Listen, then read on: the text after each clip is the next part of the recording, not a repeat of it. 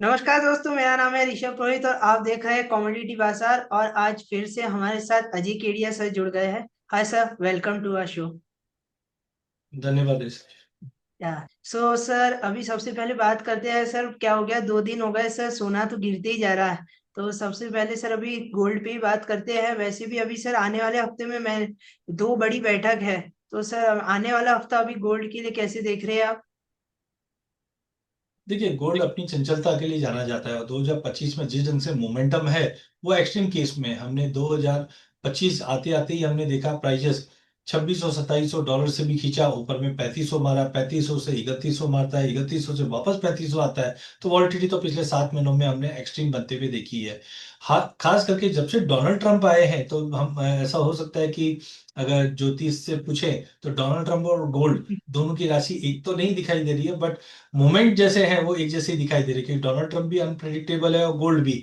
तो हाँ, ये हफ्ता काफी बड़ा हफ्ता है, क्योंकि इसमें हम देख रहे हैं कि पहला यूएस और रशिया के बीच में आज हम बोल सकते हैं 1000 दिन के ऊपर होने के बाद फर्स्ट टाइम हम देख रहे हैं कि ये बैठक करने के लिए तैयार है। हालांकि उससे कुछ बड़ा आउटकम मत लेकर निकलिए, बिकॉज डोनाल्ड ट्रंप की जिद है कि मैं इसको कहीं ना कहीं रिजॉल्व कर दूं। लेकिन जेलेंस्की बोलते हैं कि हम हमारी लैंड की एक पीस तक नहीं देंगे। और वहीं रशिया का डिमांड है कि मेरे पे आप सारे सैंक्शंस खत्म कर दो, और साथ में मैं जितनी लैंड ले चुका हूं वो ले चुका हूं। तो कहने का मतलब ये होना जाना कुछ भी नहीं है। बट पहला अच्छी चीज क्या है कि 1000 दिनों में पहली बार ऐसा है कि ये तीन बड़ी दो तो कल हम बोल सकते हैं कि इन्वॉल्वमेंट वाले रशिया यूक्रेन तो बैठने वाले ही हैं, बट यूएस मध्यस्थता करना ये बहुत बड़ी बात है। तो इसका आउटकम इंपॉर्टेंट है। लेकिन एक चीज ध्यान रखिए, जो मैं बार बार सबको कहता हूं, कि कोई भी खबर आती है वो कान में आती है, लेकिन न्यूज में आ जाती है तो वो खबर नहीं खबर बन जाती है।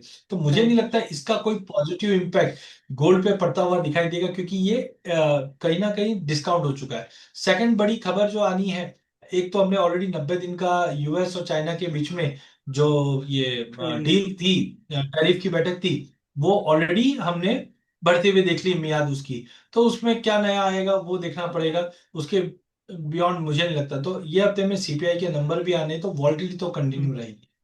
और सर एक एलिगेशन है, वो आप पे थोड़ा अभी बहुत ज्यादा लोग लगा रहे हैं कमेंट सेक्शन में सर, कि अभी जब भी कोई भी न्यूज आती है उसके बाद अजय सर का एक ही व्यू होता है कि अभी मंदी आने वाली है, गोल्ड में मंदी आने वाली है, इवन रेट इतने बढ़ गए हैं। तो सर इस पे आप क्या कहना चाहोगे? तो बिल्कुल जो उन्होंने एलिगेशन लगाया वो बहुत सही लगाया, मैं तो ये बोलूंगा। मुझे इसलिए मैं बता रहा हूँ, जब 3500 डॉलर सोना हुआ था और वहां से हाँ, टूटा था, तभी भी मैंने मतलब 32 आई थिंक, मेरे को जहां तक ध्यान आ रहा है, मैंने 2200 से हमने तेजी की थी, और हाँ। 3000 3100 के करीब आने के बाद हमने ये तेजी से एग्जिट करवा दिया था।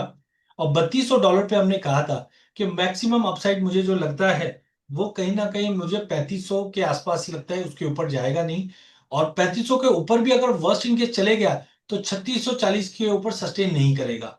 और आज आप देख लीजिए, अप्रैल मई जून जुलाई अगस्त, मतलब आज 4.5 महीने हो चुके हैं, 3500 के ऊपर गोल्ड टिक नहीं रहा है।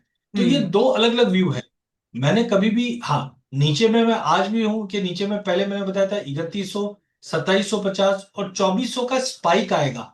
स्पाइक मतलब भाव टिकना नहीं होता है। तो नीचे की हम्म। तरफ 2400 मारेगा, लेकिन ऑन एन एवरेज आपको 2700 से 2800 का लेवल मिलेगा एक दिन के अंदर। मैंने कभी ऐसा नहीं बोला है।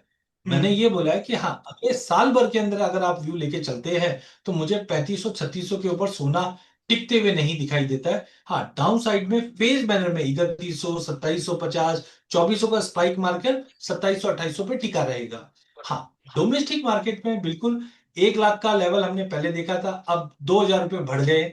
उसका कारण था रुपया, बिकॉज 4 महीने पहले रुपया 85 पे था, अब हम 88 के करीब पहुंच गए थे।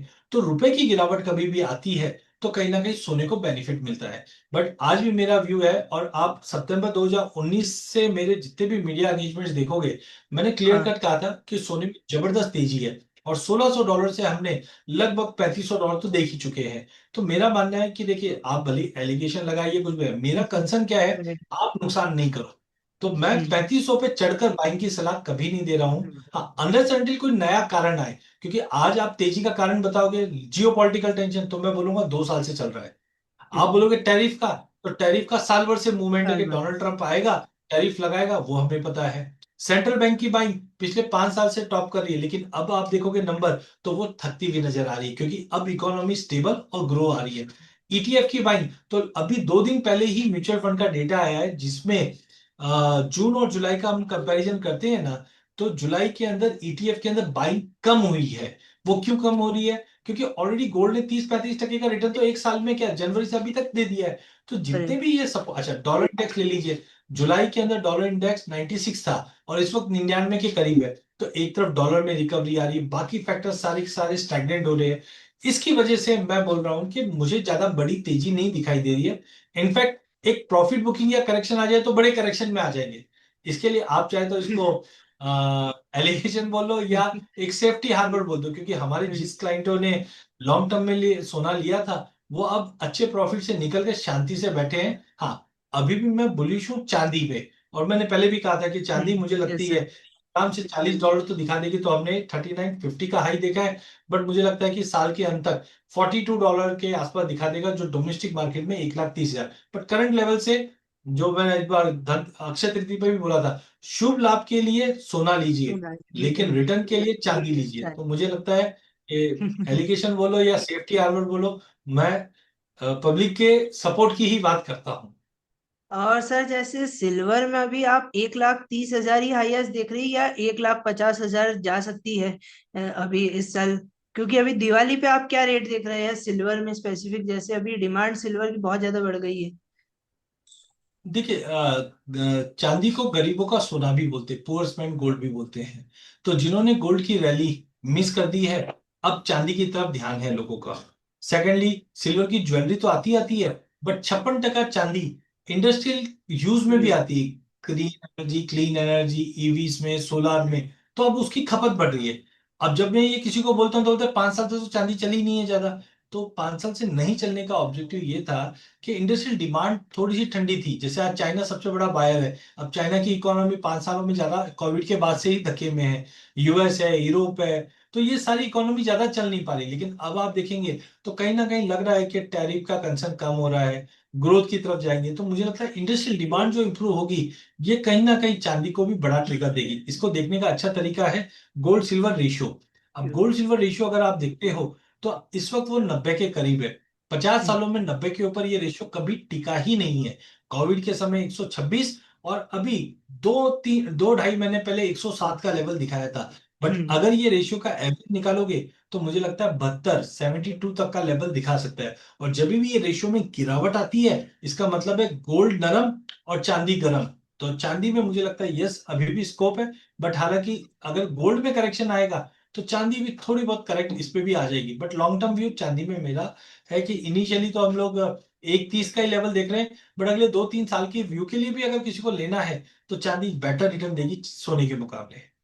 और सर गोल्ड में क्या लेवल देख रहे हैं आप भारतीय बाजार में अभी आने वाले टाइम में?